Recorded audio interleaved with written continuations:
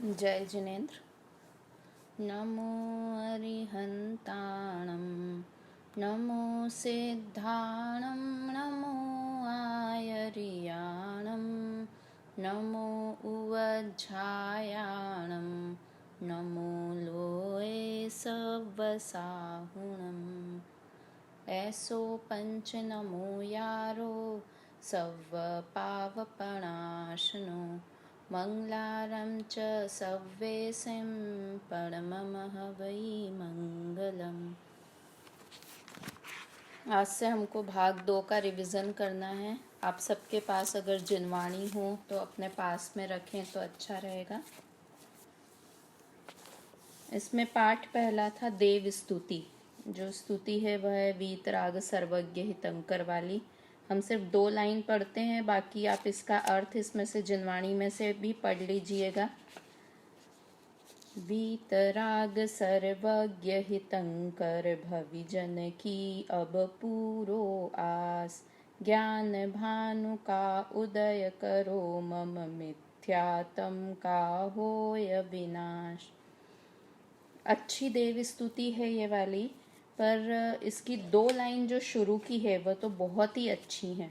मतलब समझिए, ये शुरू की 2 लाइनों में ही भगवान का स्वरूप स्पष्ट कर दिया और भगवान से मेरी क्या इच्छा है भगवान के सामने जाके वह भी प्रकट कर दी। तो भगवान कैसे हैं ये बात बिल्कुल अंदर में बिठा लेना है कि हमारे भगवान कैसे हैं। वीतरागी, सर्वज्ञ और हितोपदेशी हैं। वीतरागी किसे कहते हैं?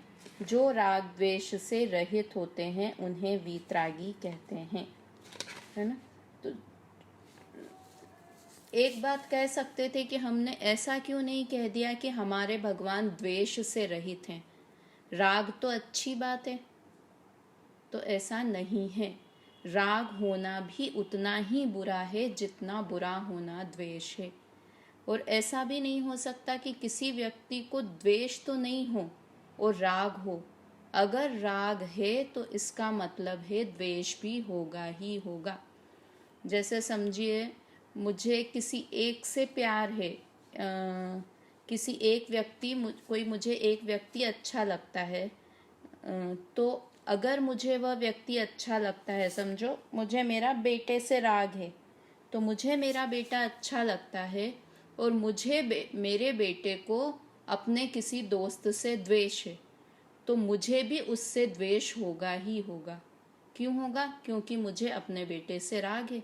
तो जो उसको बुरा लगेगा मेरे बेटे को, वह मुझे भी बुरा लगेगा, वो व्यक्ति मुझे भी बुरा लगेगा।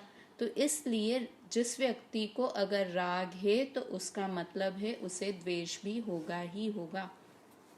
हमारे भगवान कैसे हैं कि उन्हें किसी से राग भी नहीं है और द्वेष भी नहीं है। मतलब भगवान की जब परम शांत मुद्रा देखते हैं ना हमारे भगवान की, तो अहो भाव आना चाहिए। जैसे भजन में है ना, किसी के हाथ आयुध है किसी को नार भाती है, जगत में देव सब देखे कोई रागी कोई द्वेषी, किसी के हाथ आयुध है किसी को नार भाती है। तो हमारे भगवान कैसे हैं? हमने जगत के पूरे दुनिया के देव देख लिए, किसी के हाथ में तो आयुध है। आयुध मतलब हथियार, कि गदा है, त्रिशूल है, तीर कमान है, तो ये सब द्वेष के प्रतीक हुए। और राग है कि किसी के पास स्त्री है ना। किसी के नाम नहीं लेते, अपने आप समझ जाइएगा।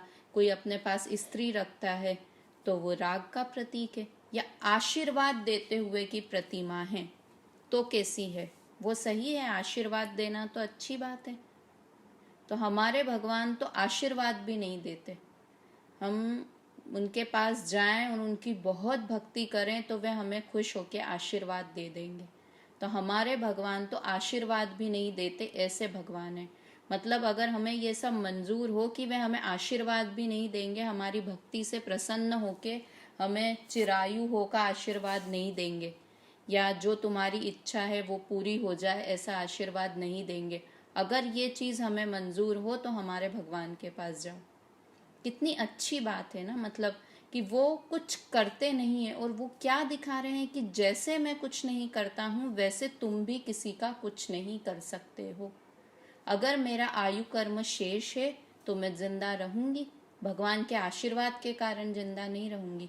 वैसे ही मैं भी किसी को, अपने घर गृहस्थी वालों को सोचूं कि वो जिंदा रह जाए, मेरे माता जी पिताजी की बहुत उम्र हो जाए, तो मेरे कितने भी इलाज करवाने से, कितना भी अच्छा सोचने से वो नहीं होंगे। जब भगवान ही कुछ नहीं कर सकते तो मैं क्या करूँगा किसी का। तो इसलिए हमारे भगवान वीतरागी हैं। सबसे बेस्ट भगवान का जो गुण है हमारे भगवान का, वह वीतरागता ही है। उसके बाद सर्वज्ञ हैं, अर्थात वे तीनों लोग तीनों काल की बात को जानते हैं। अब देखो, वीतरागता होने के बाद सर्वज्ञता आई ना, इसका मतलब है कि पहले तो राग द्वेष रहित हो गए, उसके बाद वो सब चीजों को जानने लगे। अगर पहले वीतरागता नहीं होती, पहले सर्वज्ञता हो जाती, तो क्या होता कि सबको जान रहे हैं और दिख रहा है कि ये मेरे लिए खराब बोल रहा है, तो उसका बुरा करने का विचार आता ही, क्योंकि उन्हें तो द्वेष हो जाता ना उससे। अगर कोई उनकी भक्ति कर रहा है तो वो सर्वज्ञ थे, उनको सब दिखेगा कि वो अरे ये मेरी भक्ति कर रहा है, तो उनको राग है तो उसका भला करते। मतलब पूरा दिन भगवान का 24 घंटा इसी चीज में निकल जाता कि वो सबको जानते रहते और फिर सबका भला बुरा करते रहते, अगर वे रागी द्वेषी होते तो। इसलिए क्या होता है कि पहले वीतरागी होते हैं और उसके बाद सर्वज्ञ होते हैं भगवान, है ना। और कितनी एक और इसमें हम एक और भगवान का बहुमान ऐसे भी ला सकते हैं कि देखो, वो सब कुछ जानते हैं फिर भी राग द्वेष नहीं करते, और हम कैसा है, हम बहुत थोड़ा सा जानते हैं फिर भी राग द्वेष करते हैं, है ना। अगर एक व्यक्ति को हम पूरी तरह से जानते हैं, चलो सबकी बात छोड़ो, हम अपने हस्बैंड को भी पूरी तरह से जानते हैं क्या? नहीं जानते। इतने इतने साल हो गए रहते हुए, किंतु पूरी तरह से हम नहीं जानते। अगर पूरी तरह से जानेंगे तो उनसे कभी भी राग या उनसे कभी भी द्वेष नहीं करेंगे। सोचना सब अपने अंदर में इस चीज का विचार करना। तो हमारे भगवान सब कुछ जानते हैं किंतु फिर भी किसी से राग और द्वेष नहीं करते हैं। तो उनकी दो खासियत है, वीतरागी हैं और सर्वज्ञ हैं। और वे चूंकि वीतरागी और सर्वज्ञ हैं, इसीलिए हितोपदेशी भी हैं। हितोपदेशी का क्या मतलब होता है? हित का उपदेश देने वाले हैं।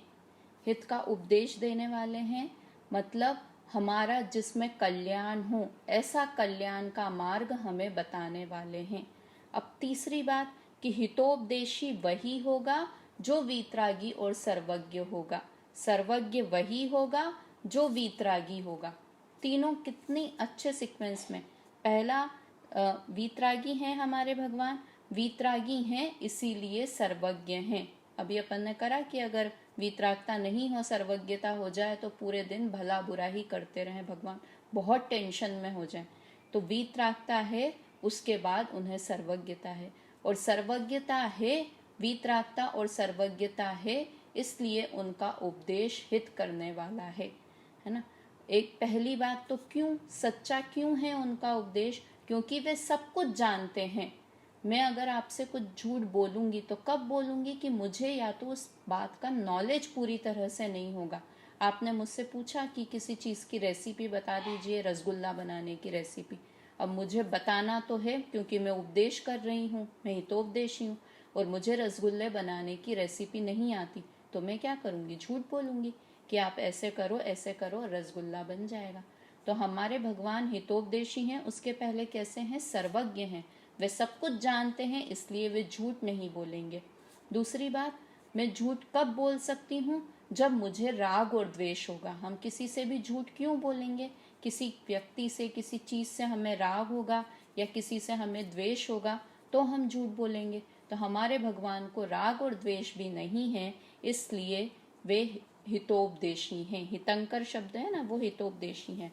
मतलब वीतरागता है इसलिए सर्वज्ञता भी है, और वीतरागता सर्वज्ञता है इसलिए हितोपदेशिता भी सही तरीके से उनके है ना।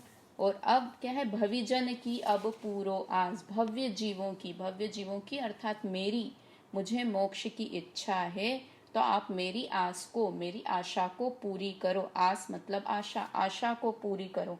क्या है मेरी आशा? क्या है कि मेरा घर परिवार अच्छे से चले, या मुझे कुछ भी बीमारी नहीं हो जाए, या जो जो सब पूरी दुनिया में शांति रहे, पूरी दुनिया में महामारी ना हो, ये मेरी इच्छा है?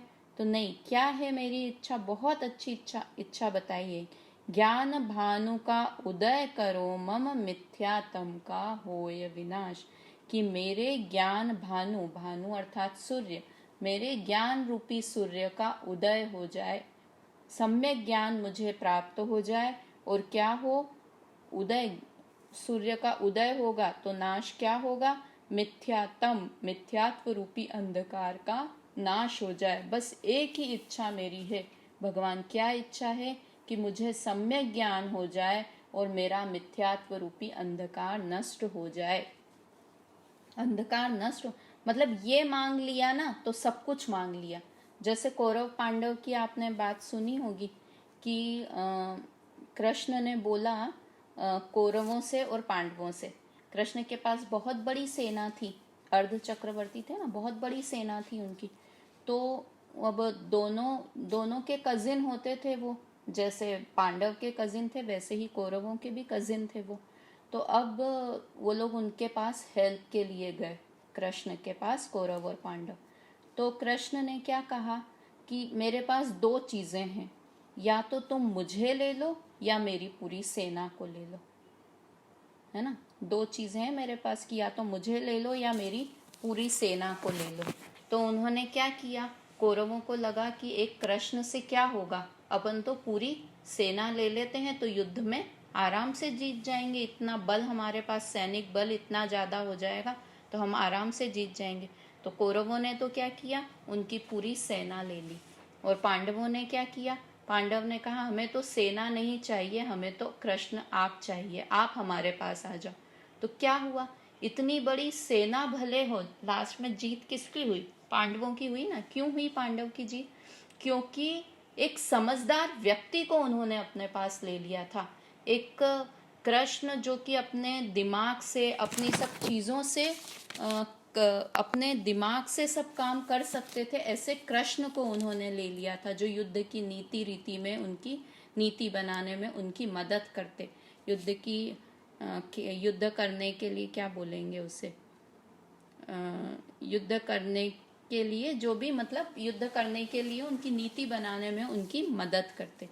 तो वैसे ही तो लास्ट में जीत भी पांडवों की हुई। वैसे ही हम भगवान के पास गए और भगवान ने हमसे बोला कि तुम्हें क्या चाहिए, चलो हमारे पास है कि या तो तुम सम्यक ज्ञान प्राप्त कर लो या फिर तुम पूरे दुनिया में शांति चाह लो। क्या तुमको क्या चाहिए? तुमको कि या तुम्हारे पास बहुत धन दौलत हो जाए, तुम्हारा घर परिवार अच्छे से हो जाए, ये चाहिए, या तुम्हें सम्यक ज्ञान प्रकट हो जाए, ये चाहिए। तो क्या जवाब होगा हमारा कि क्या चाहिए हमको? कि हमारे घर परिवार में शांति, मेरा शरीर स्वस्थ रहे, मेरे घर वाले स्वस्थ रहे, बहुत पैसा रहे, हमें कभी भी कोई परेशानी नहीं हो, बाइयाँ सब अच्छे से आए हमारे घर पे काम करने वाले, ये सब चाहिए? या मुझे सम्यक ज्ञान हो जाए? सम्यक ज्ञान अर्थात सही ज्ञान मुझे हो जाए। तो क्या चाहिए हमको? तो हमको क्या समझदारी किसमें है पांडव की तरह कि बस मुझे सम्यक ज्ञान हो जाए, सही ज्ञान हो जाए तो मैं शांति से जी सकूंगा। मतलब पूरी दुनिया को बदलना हमारे हाथ में नहीं है, किंतु अपनी मान्यता को बदलना, अपने ज्ञान को सही करना, ये हमारे हाथ में है। तो यहाँ पर वही शिष्य ने, वही भक्त ने भगवान से वही मांगा है कि मेरे ज्ञान भानु का मुझे सम्यक ज्ञान प्रकट हो जाए कि मेरे लिए क्या सही है, क्या गलत है, क्या चीज मेरी है, क्या चीज मेरी नहीं है। चीज नहीं चाहिए, चीज का सही ज्ञान मुझे हो जाए। कल जीव के पाठ में हमने पढ़ा था ना, जीव अजीव के, कि वास्तव में ज्ञान ही तो मैं कर सकता हूँ और तो मैं कुछ कर भी नहीं सकता हूँ। तो हम भगवान से वही कह रहे हैं कि जो मेरा अज्ञान है, अभी मुझे गलत ज्ञान हो रहा है, उसकी जगह मेरा ज्ञान, ज्ञान भानु का उदय हो जाए।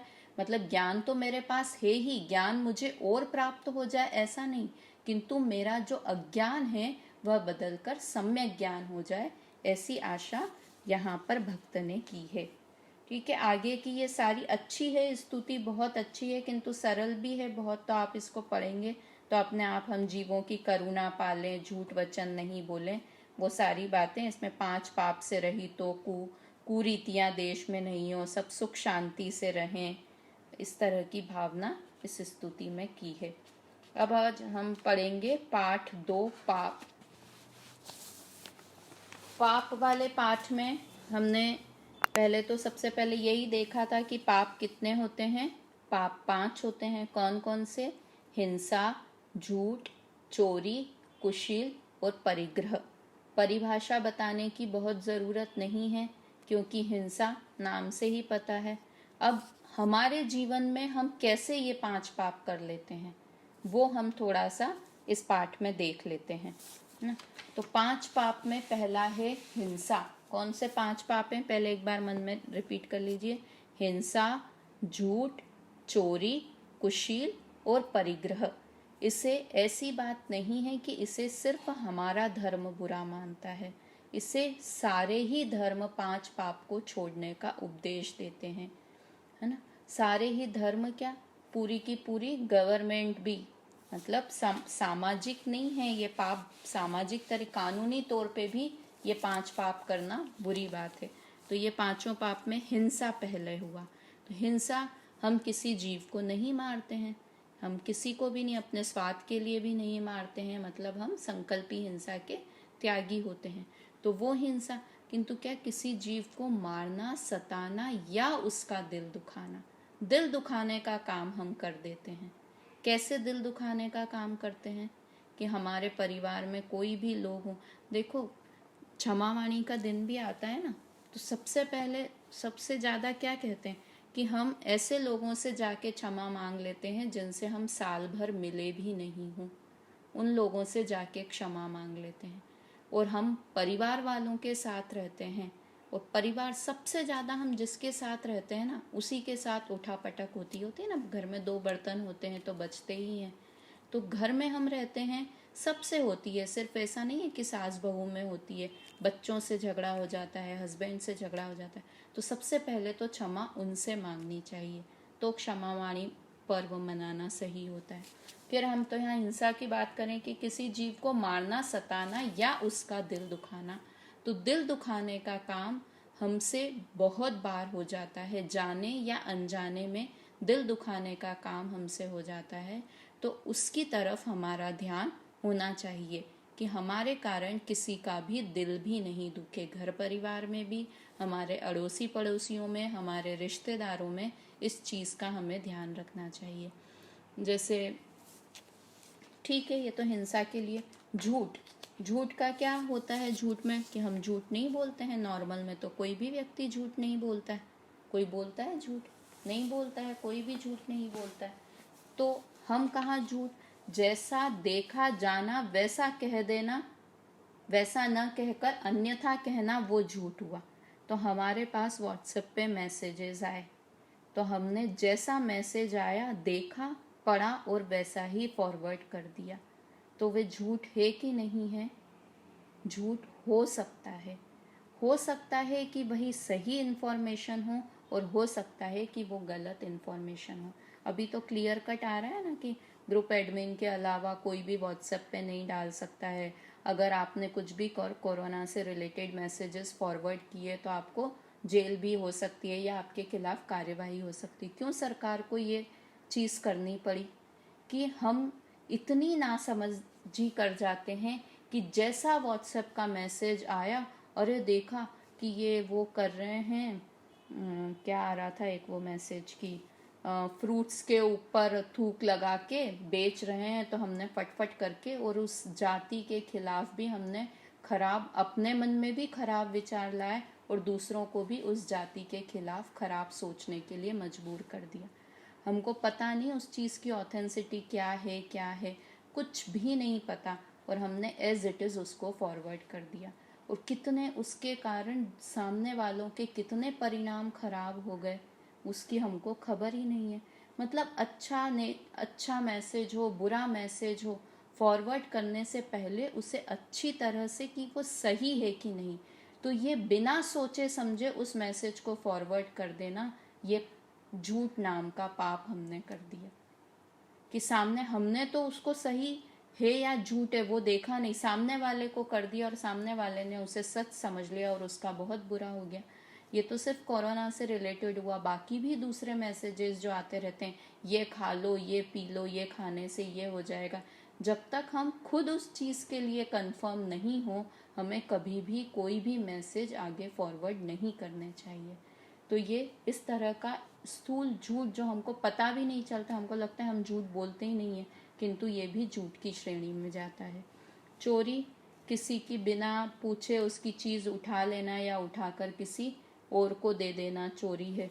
तो हम चोरी तो नहीं करते हैं, है ना, किंतु इसमें चोरी की एक बहुत अच्छी आगे लाइन दे रखी है, पर वस्तु का ग्रहण न भी हो परंतु ग्रहण करने का भाव हो, वह भाव चोरी है।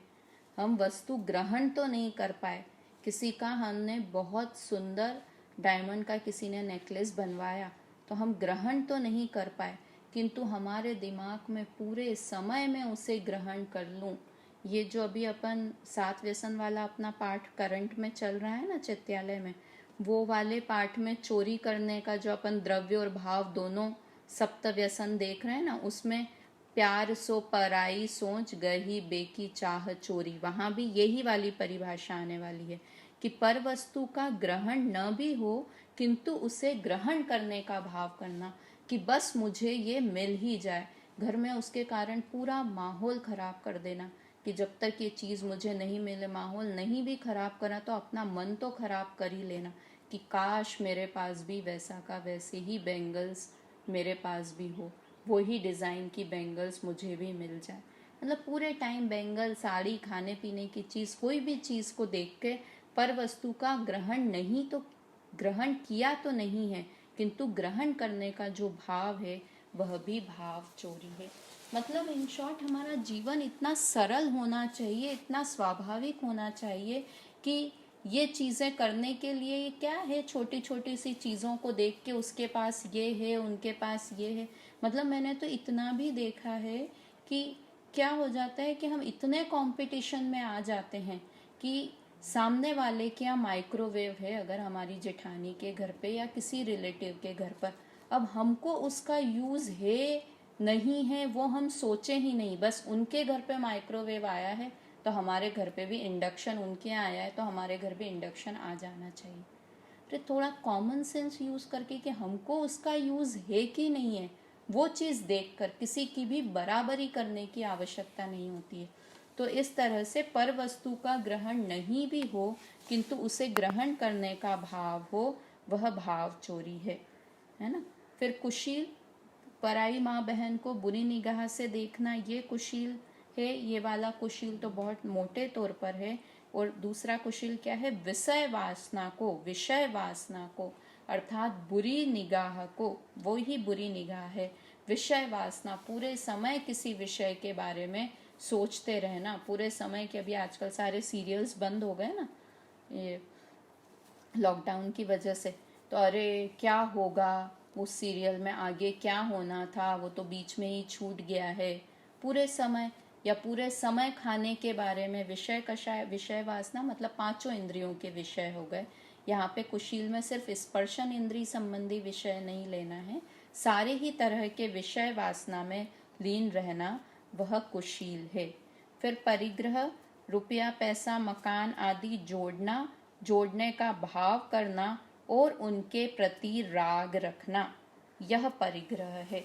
उस समय भी हमने बात की थी, देखो परिग्रह की लाइन बहुत मोटी है कि हम कैसे किसी को भी, किसी के पास बहुत सारे कपड़े हुए तो हमने, किसी के पास बहुत कार हुई, बहुत ज्वेलरी हुई, बहुत कपड़े हुए, बहुत सारे ज़मीन फ्लैट्स हुए, बहुत सारी ज़मीन उनके पास हुई, तो हम क्या बोल देते हैं, वो बहुत परिग्रही है। तो इस हिसाब से तो कौन बहुत परिग्रही हो गए, भरत चक्रवर्ती बहुत परिग्रही हो गए, हमारे 24 ही तीर्थंकर बहुत परिग्रही हो गए, क्योंकि उनके पास तो 24 तीर्थंकर के पास तो कैसे, उनके जो तीर्थंकर के जो कपड़े होते हैं ना, वो भी देव गति से देव देते हैं। उनके रोज के पहनने के कपड़े भी। देव उनके साथ जैसे बालक हैं, बालक महावीर का जीव था, तो देव आके उन बालक का वेश बना के उनके साथ खेलते हैं। उनके खाने पीने की चीजें देवगति से आती है, इतना भी सुना है मैंने, कंफर्म नहीं है इस चीज के लिए, बट कपड़े, आभूषण और वस्त्र आदि तो उनके देवगति से आते हैं। तो इतना तो हम किसी को देख के कि उनके पास इतनी चीजें हैं तो वे बहुत परिग्रही हैं, तो ऐसा नहीं है। चीजें होना, बहुत सारे किसी के पास फ्लैट होना, बहुत सारी किसी के पास कारें होना, ये सब पुण्य कर्म के कारण है। पुण्य का उदय है, तीर्थंकर के पुण्य का उदय था, भरत चक्रवर्ती के पुण्य का उदय था, इसलिए उनके पास 96,000 रानियां थी और सबके पास इतना इतना धन दौलत था। तो किसी के पास बहुत सारा हुआ इसके कारण वो परिग्रही हो गया, ऐसा नहीं है। हम बहुत जल्दी से बोल देते हैं ना, किसी के भी पास कमेंट करके, किसी के पास बहुत सारी साड़ियां हैं तो अरे वो तो बहुत परिग्रही हैं। तो वो होना वो पुण्य के उदय से है कि किसी के पास बहुत है, किसी के आने जाने वाले इतने हैं, कुछ भी रीजन से उनके पास बहुत सारी चीजें हैं, किंतु क्या है मेन, उसके प्रति राग रखना और उसे जोड़ने का भाव रखना। पूरे समय अगर हमारे पास 5 साड़ियां हैं तो कब मेरे पास 10 साड़ियां हो जाए, कब मैं, और ये खुले लॉकडाउन और सबसे पहले तो मैं शॉपिंग करने जाऊंगी, बहुत समय से शॉपिंग नहीं की है। तो पूरे समय अपने परिग्रह को बढ़ाने के लिए सोचते रहना, और जो परिग्रह है उसके प्रति राग रखना सबसे बड़ा, सबसे बड़ा। नहीं तो क्या होगा कि सारे अमीर अमीर लोगों को तो परिग्रह का पाप लगेगा और गरीब लोगों को परिग्रह का पाप नहीं लगेगा, क्योंकि उनके पास तो कुछ है ही नहीं। तो ऐसा नहीं है, जो है उसके प्रति भी अगर बहुत राग है, 2 साड़ियां हों और 2 साड़ियों में ही इतना अपनापन पड़ा हुआ हो बिल्कुल, तो वो परिग्रह है।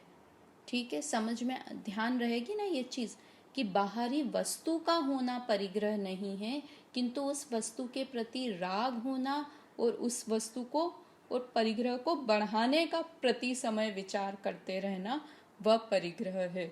तो इस तरह के ये 5 पाप होते हैं। अपने जीवन में जैसे भी पाप हों उसे अपनी बुद्धि अनुसार, अपनी ताकत अनुसार इन 5 पापों को छोड़ने का प्रयत्न करना चाहिए। पूरी तरह से नहीं छूट सकते, ये बात सही है कि हम क्या अभी से हम तो फिर ब्रह्मचारी बन जाएं, कुछ भी नहीं, राग भी नहीं, सोचे भी नहीं कि हम कपड़े खरीदना है, सोचे भी नहीं, कुछ व्हाट्सएप पे फॉरवर्ड्स भी नहीं करें, कुछ भी नहीं करें तो हम तो बन जाएं, सन्यासी बन जाएं। तो ऐसी बात नहीं है, किंतु अपनी पोजीशन देखकर अपनी पापों में कमियां आए, हमारी प्रवृत्ति में थोड़ा सुधार आए, हमारी मान्यता में सुधार आए, वो वाली बात हमें ध्यान रखनी चाहिए। तो ये 5 पाप के बाद अब इसमें था कि सबसे बड़ा पाप क्या है। तो इन 5 पापों का जो ये पहला ही पाठ का पहला ही सेंटेंस है कि सबसे बड़ा पाप कौन सा है, लोभ, पाप का बाप। पिताजी लोग कहते हैं कि लोभ पाप का बाप है। तो क्या ये सही है? तो उन्होंने कहा कि लोभ सबसे बड़ा पाप क्यों है, क्योंकि लोभ के कारण ही जीव बाकी के 5 पाप करता है। लोभ के कारण से, किसी भी तरह का लोभ होगा तो वो व्यक्ति झूठ बोलेगा, अपनी मान बढ़ाई का लोभ हुआ, अपना मान बढ़ाने का लोभ हुआ तो झूठ बोलेगा। ये 5 पापों में आप लोभ को देखेंगे तो ये 5 पापों में घटित हो जाएगा कि बहुत खाने पीने का बहुत लोभ है, लालच है तो हिंसा करते हैं, कि कुछ भक्ष का विचार नहीं है, सब खाते हैं। तो बेसिकली 5 पाप का जो मूल कारण है वो लोभ है।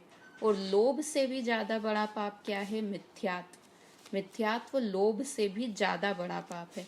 लोभ तो क्या हुआ, लालच हुआ कि मैं अच्छा दिखूं, मैं अच्छा खाऊं, है ना, मैं अच्छे से रहूं, अच्छी अच्छी चीज़ें मुझे मिले, ये तो लोभ हुआ।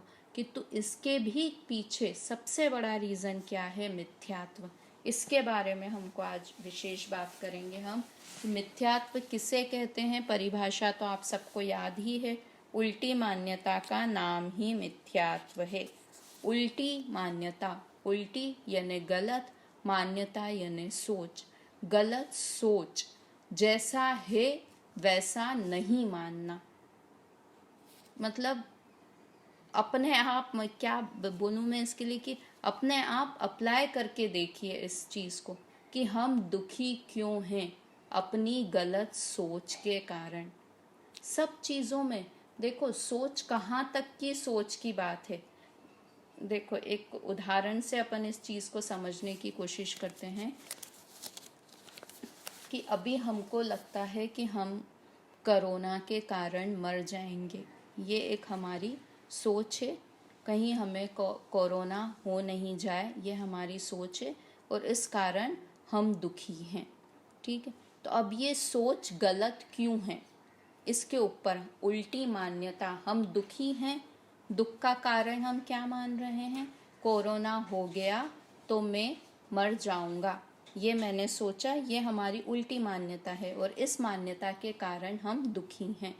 तो अब ये मान्यता उल्टी क्यों है, कहाँ से शुरू करें हम, कि पहली बात कि अगर हम जो जैसे सरकार के आदेश हैं वैसे रहेंगे कि घर से बाहर नहीं निकलेंगे, इतनी बार हाथ धोना है, 2 मिनट तक हाथ धोना है, 20 सेकेंड्स तक हाथ धोना है, जो भी है वैसे सब फॉलो करेंगे तो मुझे कोरोना नहीं होगा। तो पहली मान्यता हमको कहाँ हमने सीधी की कि जैसे सरकार के आदेश थे वैसे पालन किया तो मुझे कोरोना नहीं होगा, किंतु फिर भी हो गया तो फिर भी डर के रहे। तो दूसरा कि अगर हमारा ह्यूमन सिस्टम, ह्यूमैनिटी, हमारी ताकत, हमारी इम्यूनिटी अगर कम हुई, कि अगर मुझसे इम्यूनिटी सिस्टम हमारा कमज़ोर हुआ, अगर मुझमें लड़ने की ताकत नहीं हुई बीमारियों से, इम्यून सिस्टम मेरा सही नहीं है, तो मैं कोरोना से मर सकता हूँ। तो हमने कि हम कोरोना से प्रति समय डर रहे थे, तो हमने ये अपनी मान्यता ठीक की। फिर तीसरी बात हमने ये सोचा कि अरे जब आयु कर्म आएगा तो ही मेरा मरण होगा, आयु कर्म नहीं आया होगा तो मेरा मरण नहीं होगा। तो हमने अपनी मान्यता और थोड़ी सीधी की। चौथी बात, फिर हमने अपनी पूरी मान्यता जो एकदम सही मान्यता है ना, वो क्या मान्यता है कि मेरा कभी मरण ही नहीं होता है, मैं अनादि अनंत हूँ, ये मान्यता। तो हमारी उल्टी मान्यता क्या चल रही थी कि मैं मर जाऊंगा। तो सही मान्यता कहाँ हुई, धीरे धीरे धीरे धीरे सही होते हुए हमको किस मान्यता तक पहुँचना है कि मेरा मरण ही नहीं होता है, क्योंकि मैं जीव द्रव्य हूँ, मैं शरीर हूँ ही नहीं, तो मैं जीव द्रव्य हूँ, ऐसी मैंने मान्यता की। तो मेरी उल्टी मान्यता, जो मेरी गलत मान्यता के कारण मैं दुखी हो रहा था, कौन सी गलत मान्यता की, अरे मुझे कोरोना नहीं हो जाए और मैं मर नहीं जाऊं, ऐसी उल्टी मान्यता थी। वो मान्यता सीधी हुई। क्या सीधी हुई, जो हम गलत मान रहे थे, क्या गलत मान रहे थे कि मैं मर जाऊंगा, ये चीज़ गलत मान रहे थे। तो अब सही मानना क्या शुरू कर दिया मैंने कि मैं मर ही नहीं सकता हूँ क्योंकि मैं जीव हूँ, ये सही मान्यता हो गई। तो जो हम दुखी हो रहे थे गलत सोच के कारण, मैं मर न जाऊं, इस गलत सोच से प्रति समय दुखी हो रहे थे, तो अब हम सुखी हो गए। किस सोच के कारण सुखी हो गए कि मेरा मरण होता ही नहीं है। तो जीव ये पांचों पाप करता है। पांचों पाप किए, समझो चोरी की, किसी की चीज को चुराया, तो क्या उल्टी मान्यता क्या थी कि ये चीज मुझे मिल जाएगी तो मैं सुखी हो जाऊंगा, ये मेरी गलत मान्यता थी।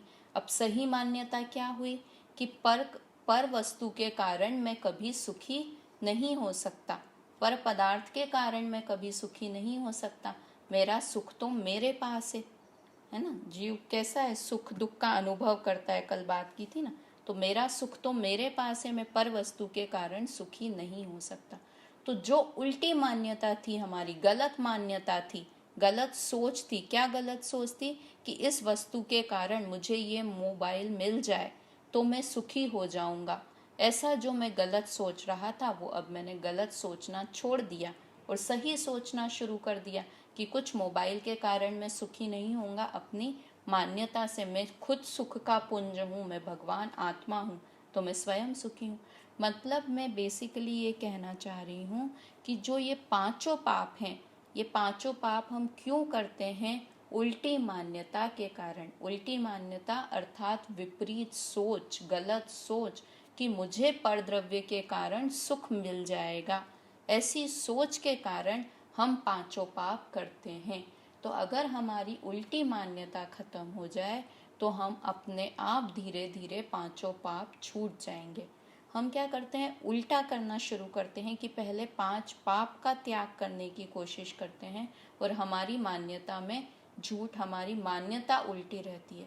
ऐसे बोलते हैं ना कि अगर हमने पहले घर परिवार छोड़ना चाहिए या घर परिवार का राग छोड़ना चाहिए या किसी भी तरह का राग छोड़ना चाहिए, तो क्या बोलते हैं कि अगर राग नहीं छोड़ा और घर छोड़ दिया, पहले घर छोड़ दिया, घर का राग नहीं छोड़ा, तो क्या होगा कि जंगल में चले जाएंगे तो हम किसी और चीज़ से राग करने लगेंगे, क्योंकि हमने राग को तो नहीं छोड़ा था ना, घर को छोड़ा था। तो इसी तरह से पहले पाप नहीं छोड़ना है, पहले मिथ्यात्व छोड़ने का प्रयत्न करना है। और मिथ्यात्व छोड़ना है तो मिथ्यात्व छोड़ने के लिए बहुत मेहनत नहीं करनी है। क्या करनी है, अपनी मान्यता को सही करना है। जो हमारी उल्टी मान्यता, गलत हमने जो भी किसी भी वस्तु के बारे में, किसी भी व्यक्ति के बारे में जो गलत मान्यताएं बना रखी हैं, जो गलत अभिप्राय कर रखा है, उन अभिप्राय को छोड़ेंगे तो अपने आप 5 पाप भी छूट जाएंगे। तो इस तरह से ये 5 पाप था। इन शॉर्ट पाप 5 होते हैं, हिंसा, झूठ, चोरी, कुशील और परिग्रह। और इन 5 पाप का बाप कौन है, लोभ। और इनसे भी बड़ा, इन लोभ से भी बड़ा पाप मिथ्यात्व है। मिथ्यात्व किसे कहते हैं, उल्टी मान्यता को ही मिथ्यात्व कहते हैं। ठीक है, इस तरह से इसमें फिर ये आगे आया था कि मिथ्यात्व क्या परिग्रह है, तो ये अभी अपन बात नहीं करते हैं, जब ये परिग्रह के बारे में हम आगे पढ़ेंगे। क्योंकि 24 तरह के परिग्रह, कितने भेद होते हैं, ये चलिए ये एक और देख लीजिए। परिग्रह के कितने भेद होते हैं, 24 भेद होते हैं। अपन ने पंच परमेष्ठी वाले पाठ में किया था, है ना। मुनिराज 24 परिग्रह से रहित होते हैं। तो कौन से 24 परिग्रह होते हैं, 10 बहिरंग परिग्रह और 14 अंतरंग परिग्रह। तो अंतरंग परिग्रह में सबसे पहला परिग्रह, 14 अंतरंग परिग्रह के नाम ध्यान है आप लोगों को, कौन कौन से हैं, मिथ्यात्व, फिर क्रोध, मान, माया, लोभ और 9 कषाय। 9 कषाय कौन सी, हास्य, रति, अरति, शोक, भय, जुगुप्सा, स्त्रीवेद, पुरुषवेद और नपुंसक वेद। ये 14 तरह के अंतरंग परिग्रह हुए। और बहिरंग परिग्रह कौन कौन से होते हैं, इस धन, वस्त्र, कपड़े, दास दासी, इस तरह से ये सारे 10 जो बाहर की वस्तुएं हैं वो सब बहिरंग परिग्रह हैं। तो ये अंतरंग परिग्रह में पहला परिग्रह ही कौन सा है, मिथ्यात्व। मतलब मिथ्यात्व ही सबसे बड़ा, 5 पाप की जड़ परिग्रह में सबसे बड़ा परिग्रह मिथ्यात्व है। उसे छोड़ने का हमें कोशिश करनी चाहिए। उसके बाद है कषाय। कषाय वाले पाठ में हमने, कषाय किसे कहते हैं, कषाय, कसे, जो आत्मा को कसे अर्थात दुख दे, उसे कषाय कहते हैं। तो जो भी आत्मा का वास्तव में स्वभाव क्या है, आत्मा का जानना देखना आत्मा का स्वभाव है। और कषाय आदि करना क्या है, ये आत्मा के विभाव हैं। विभाव और स्वभाव, स्वभाव तो किसे कहते हैं, जो उस वस्तु के अंदर ही हो। और विभाव किसे कहते हैं, विपरीत भाव को।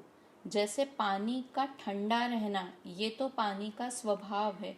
और पानी का गर्म होना, ये क्या हो गया, पानी का विभाव हो गया। तो विभाव क्यों है कि जब पानी किसी दूसरे का आश्रय, जब पानी अग्नि का संयोग करेगा तो वो विभाव रूप हो जाएगा।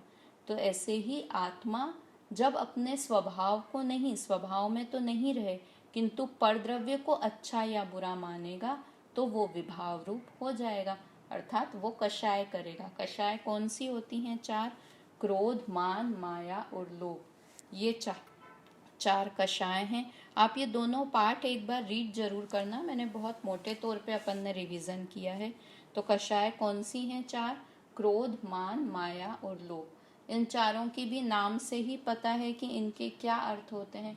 देखो, कषाय किसे कहते हैं हमने देखा, जो आत्मा को दुख दे, आत्मा को दुखी करे, अर्थात कसे। तो अब ये विचार करके देखें कि हम क्रोध करते हैं तो उससे हम दुखी होते हैं या सामने वाला दुखी होता है। हमने किसी पे गुस्सा किया तो हम दुखी हुए उससे या सामने वाला दुखी हुआ। हमने मान किया, हमने मायाचारी की, हमने लोभ किया तो हम परेशान हुए या कोई सामने वाली वस्तु परेशान हुई। तो कितना इजी, एक बहुत बार मैंने क्लास में भी ये बात कही है कि हमने किसी के ऊपर, मैंने एक हाथ में गरम गरम, मुझे अपने किसी फ्रेंड के ऊपर बहुत गुस्सा आ रहा था क्योंकि उसने मेरे बारे में कुछ गलत चीज़ दुनिया में फैला रखी थी। तो मुझे उस पर बहुत गुस्सा आ रहा था। तो मैंने क्या किया, एक गरम लोहे का गोला हाथ में लिया और उसके ऊपर जोर से फेंका, गरम लोहे का गोला। तो क्या हुआ, वो हट गई सामने से, तो उसे तो कुछ कष्ट नहीं हुआ, किंतु मेरा हाथ जला या नहीं जला? तो जला, क्योंकि मैंने अपने हाथ में गरम लोहे का गोला पकड़ रखा था। तो इसी तरीके से जब हम किसी पर क्रोध करते हैं तो सामने वाला दुखी हो या नहीं हो, किंतु हम उस समय अंदर से तिलमिला जाते हैं ना। जो जितना क्रोध करता है उतना ज़्यादा वो दुखी होता है। मैं तो कितनी बार आप लोगों को कहा है कि प्रैक्टिकली ऐसा होता है कि मैं अपने बच्चों पे, मैं ग्रंथ के ऊपर कई बार बहुत गुस्सा करती हूँ कि अरे तुम पढ़ाई नहीं कर रहे हो, एग्ज़ाम है और ये वो। और वो क्या करता है, कोई नहीं मम्मी, होता है, हंस के 1 मिनट में जवाब देगा, चलता है मम्मी, कोई बात नहीं, होता है।